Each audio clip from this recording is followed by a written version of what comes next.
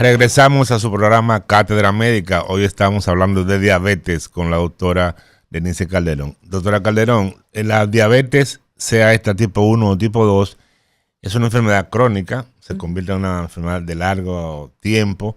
Y entonces yo particularmente conozco a algunos diabéticos que yo le digo, y tú eres diabético, pero tú estás comiendo mal, no haces actividad física, bueno, te portas muy mal para ser diabético. Entonces, ¿qué pasa con estos pacientes que al final aparentemente como que llegan a un periodo de cansancio y ya tres títulos a cualquier cosa y hacen mucha mala vida? Yo le digo, hacen mala vida. Entonces, ¿qué pasa con estos pacientes a nivel tal vez psicológico? ¿Es que se cansan del tratamiento? Si son insulinodependientes, tienen que tomar pastillas todos los días, tienen que tener el control de los alimentos, en fin, se cansa la gente de tratarse bien.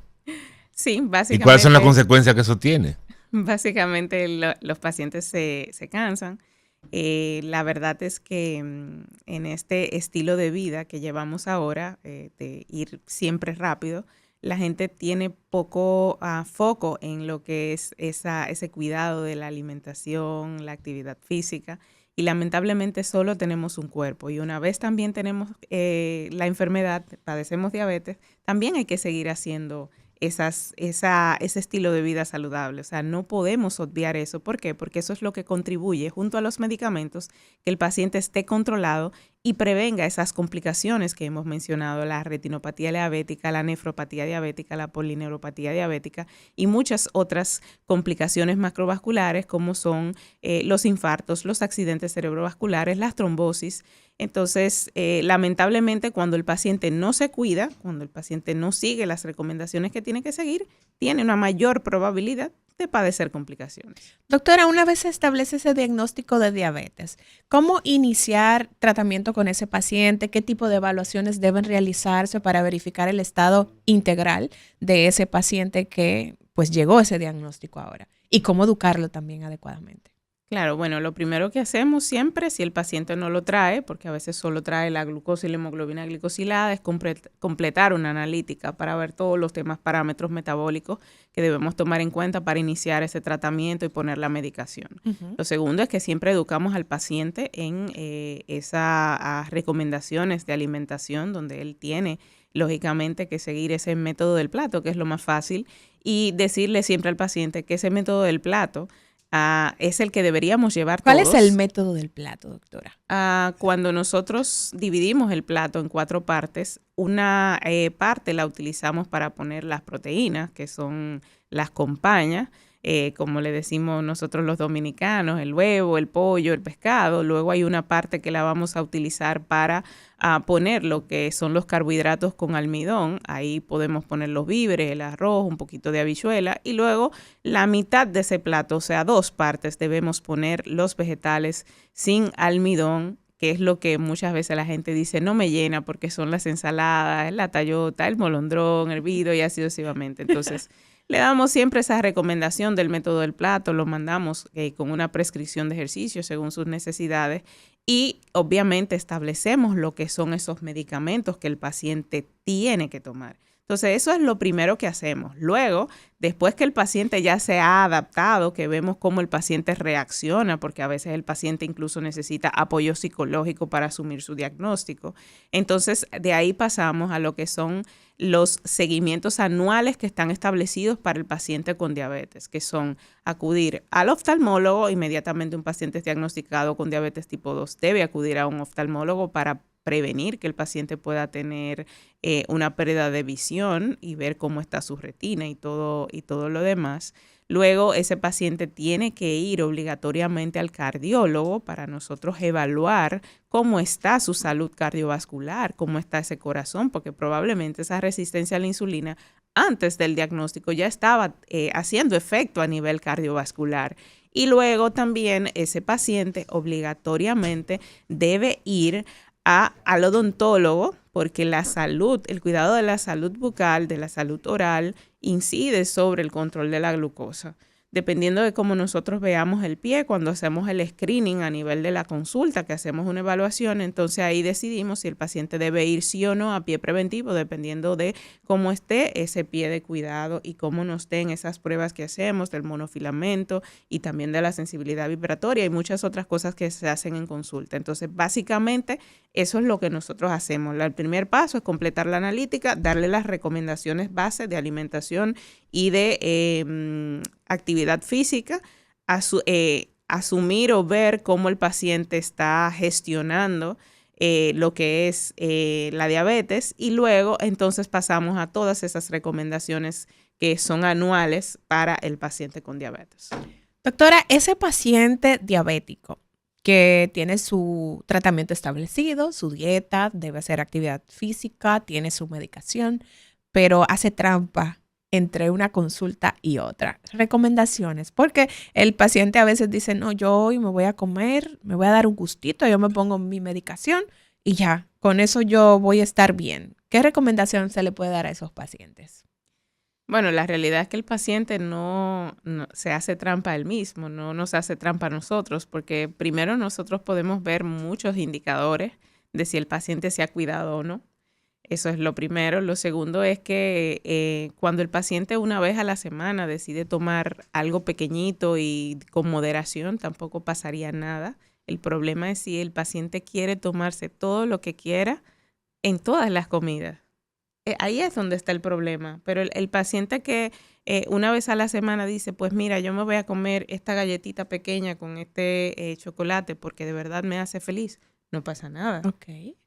El tema es darse una hartura hace un atracón de yuca con chicharrón, doctora, un... porque he escuchado a muchos pacientes en eso. Sí, entonces sí. ya me pongo mi insulina y no pasa nada, pero como bien dice usted, queda una huellita por ahí que ustedes como especialistas pues pueden darse cuenta y al final entonces está perjudicando la salud de ese paciente. ¿Cuál es la importancia, doctora, de que esos pacientes que ya son diagnosticados y que llevan un tratamiento se midan frecuentemente su glucosa en sangre? Bueno, la medición de la glucosa siempre va a depender del tipo de diabetes que el paciente tiene, o sea, la frecuencia en la cual vamos a solicitar esas mediciones. Uh-huh.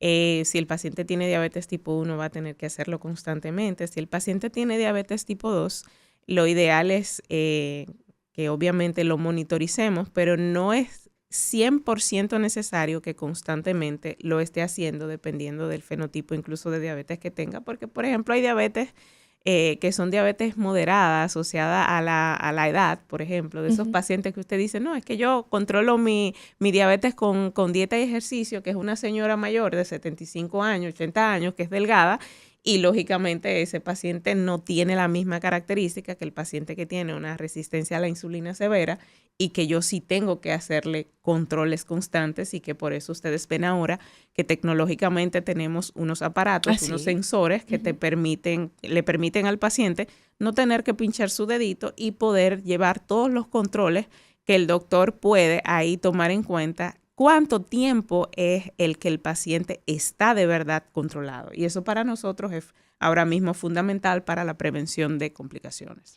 Ese tipo de tecnología que a la que usted hace referencia, ¿cuál es la sensibilidad que tiene para la medición de la glucosa en sangre? Es muy elevado porque no es en sangre tampoco que lo mide, lo está midiendo en el tejido, en el espacio intersticial. Y está muy bien correlacionado con lo que son las medidas que en ese momento el paciente está en sangre, si tiene un retraso que nosotros también tomamos en cuenta, pero no tomamos en cuenta solamente una medida, es que nosotros vemos el global y vemos cuál es el promedio en el que el paciente está en hipoglucemia, cuál es el promedio que está en hiperglucemia, cuánto es el tiempo que está en esos valores que nosotros hemos establecido de objetivo para ese paciente. Entonces, tiene una buena correlación y realmente para nosotros está siendo muy útil en la consulta. Entonces, hemos hablado de diabetes tipo 1 y diabetes tipo 2. Entonces, hay tratamiento para diabetes tipo 1 y tratamiento para diabetes tipo 2. ¿Un paciente tipo 1 puede pasar luego a tipo 2 o sigue siendo clasificado tipo 1 y tipo 2 y cada uno tiene su tratamiento? ¿Cuáles son los tratamientos que lleva tipo 1 y tipo 2? Ok. Lo primero es que cuando un paciente es etiquetado adecuadamente como un tipo 1, con el mecanismo, digamos, autoinmunitario, es tipo 1. Y cuando el paciente es etiquetado como un paciente con tipo 2, es tipo 2, a menos que luego nosotros veamos que el paciente de repente, ok, mira, es que se le hizo unos anticuerpos porque el paciente no tenía una característica normal de tipo 2 y entonces ahora vemos que el paciente es una LADA, por poner un ejemplo, pero normalmente el paciente cuando está etiquetado de manera correcta, el paciente no se le cambia la etiqueta. Eso es lo primero. Lo segundo es que en el paciente con diabetes tipo 1 siempre vamos a pautar insulina. Eso no está en discusión y lo digo de esa manera porque muchas veces el paciente piensa que puede venir y decirnos, es que yo lo que quiero son pastillas. Bueno, es que depende de su tipo de diabetes, porque las medidas que yo tomo en su plan de tratamiento no dependen de mí, depende de lo que dicen las guías y del diagnóstico que usted tiene. Uh-huh. Y luego, en el paciente con diabetes tipo 2, generalmente iniciamos con medicación oral, con pastillas, pero luego son pacientes que pueden llegar a tener inyectables que no son insulina, porque el paciente asume que todo lo que se inyecta es insulina, pero no es así.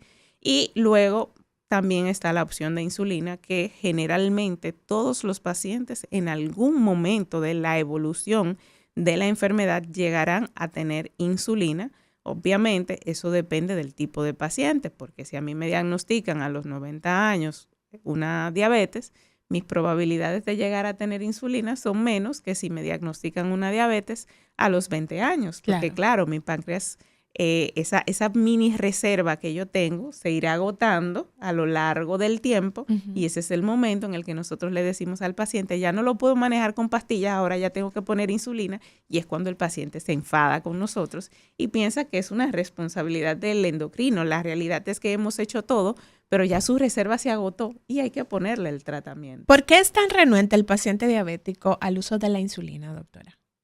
Yo creo que el paciente en cierta manera tiene miedo, hay ciertos mitos, todavía hay pacientes que piensan que la insulina le daña los órganos, uh-huh, cuando es al contrario, lo que te daña los órganos es la diabetes. Uh-huh. Es como cuando el paciente viene y me dice, no, porque es que mi médico me va a poner una dieta, no es su médico le va a transmitir lo que usted debe hacer. Es su condición de salud quien le pone la dieta. ¿Por qué? Porque nosotros nos guiamos de lo que dicen las guías. Al final yo le entrego obviamente las recomendaciones, pero quien pone el marco de lo que yo debo entregarle es la condición que usted tiene. Claro. Muy importante esa aclaración, muy importante esa aclaración de la doctora Calderón. No son los médicos los que deciden, es la condición con la que usted llega y las guías que están comprobadas científicamente que dicen la pauta y la conducta que tiene que recomendar el médico. Entonces el médico recomienda, sugiere en función de la experiencia, de las guías, de las investigaciones que se han hecho, de lo que dice el método científico, que es lo que da resultados o mejores resultados. Entonces, en la condición que usted tiene. Exacto, es la condición lo que dice lo que va, no es el médico. Doctora, tenemos llamaditas por aquí, así que vamos a tratar en los minutos que nos quedan de poder atender las inquietudes de la gente. Buenos días, Cátedra Médica. Sí, buenos días. Adelante. Quería preguntarle, yo he sabido que los chinos han inventado un medicamento que elimina la diabetes. A veces es cierto eso. Doctora. Bueno, la realidad es que actualmente, digamos que las asociaciones científicas no tenemos ninguna ensayo clínico ni ningún medicamento que esté aprobado que nosotros podamos decir que cura la diabetes. O sea, que yo se la di al paciente y simplemente lo curé. A propósito del médico chino, del oyente que llamó, en la cultura popular hay muchas sugerencias de usos de determinadas sustancias que permiten controlar la glicemia. ¿Qué es cierto ahí? ¿Cuáles son esos productos? Que dicen que si me tomo un jugo de Tayota, en fin, que la vija, que no sé qué, esos productos que están ahí de uso popular. ¿Qué usted podría comentarnos sobre eso, doctora Calderón? Bueno, la realidad es que los productos de uso popular no se puede decir que de manera que ninguno funcionan para bajar levemente la glucosa. Lo que sí le podemos decir es que no puede centrar su tratamiento en beber jugo de Tayota ni ninguna otra de las recomendaciones populares que hay por ahí. ¿Por qué? Porque cuando ya el paciente tiene ese aumento de la glucosa, no existe ningún producto natural que pueda genuinamente controlar ese nivel de glucosa ni todos los otros factores que tendríamos que controlar o indicadores que tendríamos que controlar para que el paciente prevenga complicaciones. Por lo tanto, el paciente debe ir a su médico y si quiere tomar jugo de tayota, puede consultarlo con su médico y dependiendo de si el paciente tiene otras complicaciones, otras situaciones, se le puede permitir que tome algunas cosas naturales. Pero la realidad es que no hay ningún tratamiento natural que una vez el paciente esté diagnosticado pueda controlar completamente todos esos indicadores que tienen que estar controlados. Seguimos con la gente, doctora. Buenos días, Cátedra Médica. Sí, buen día. Buenos días. Yo me pregunté a la doctora que si una persona tiene hígado graso, ¿le puede dar halitosis? Adelante, doctora. Hígado graso. Bueno, yo creo que son dos puntos que no necesariamente están relacionados. El paciente con hígado graso lo que tiene es un acúmulo de grasas de manera inadecuada en el hígado que pueden alterar su funcionamiento. Y luego el paciente con halitosis debe primariamente ir a ver a su odontólogo, después tiene que hacer diferentes revisiones, puede ir incluso al médico internista si el odontólogo no encuentra nada y lógicamente lo primario es hacer una adecuada higienización dental. Doctora, ¿qué tipo de educación